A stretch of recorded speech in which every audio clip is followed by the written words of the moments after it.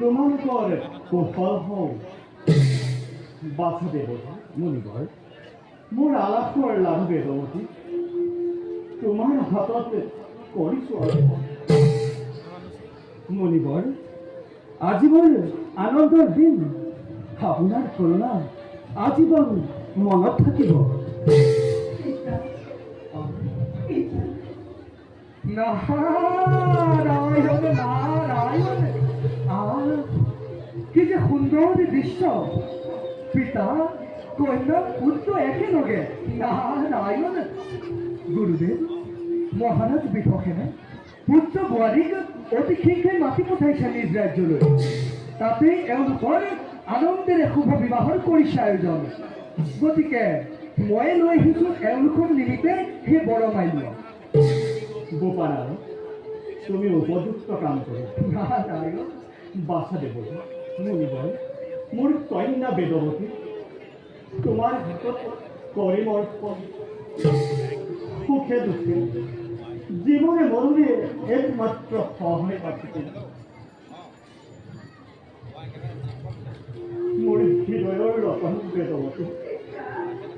কোনো ক্ষণতে নিদিয়া যে মনত বেদন মুনিবৰ আপোনাৰ কন্যাক ভাগ্যৰূপে মই কৰিম গ্ৰহণ বেদৱতী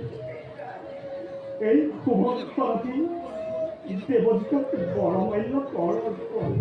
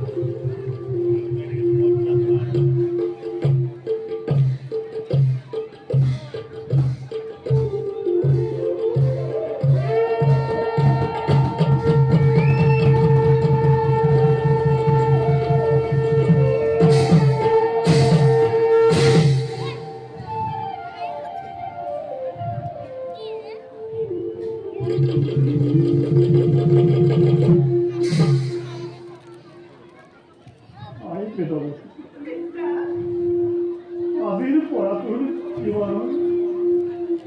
একমাত্ৰ উপস্য দেৱতা স্বামী গুৰু সৰ্বতো প্ৰকাৰে সেৱা কৰি আনন্দ মনেৰে চলিছে পতিৰ স্বামী পৰম ধৰ্ম স্বামীয়ে যাতে মনত কষ্ট নাপায় তাৰ প্ৰতি যত্নৱান থাকিলা কৰিছো আশীৰ্বাদ তোমালোকৰ ভৱিষ্যতে সুন্দৰ হওক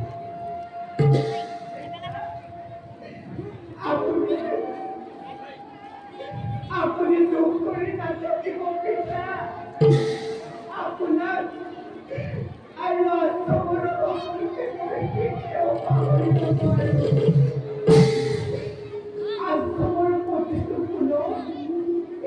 প্ৰতিটো পবিত্ৰত মোৰ আত্মা মিলিত হৈ আছে পিতা আপোনাক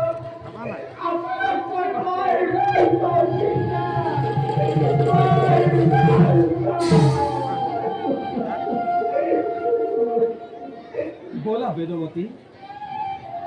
যাও আমি আমাৰ ৰাজ্যলৈ ৰৈ আছে পিতা আমাৰ এই স্বাগতৰ বাবে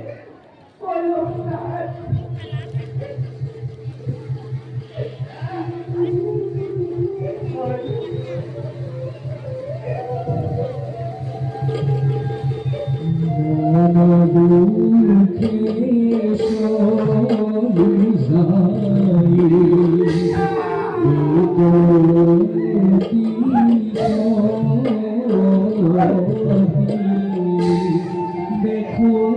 কেরে বিপরীত মায়া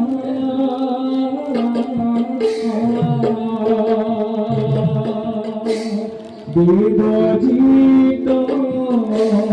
অঙ্গে সরে বিরাশির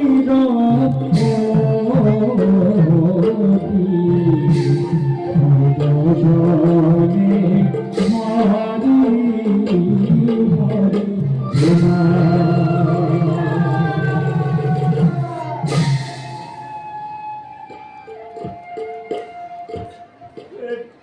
প্রভু কৃপা করি তুমি দেবদীপ দেবতী কৃপা করিব না গুরুদেব এটিও বললাম হাইন্স পূজার করব একবার গুরুদেব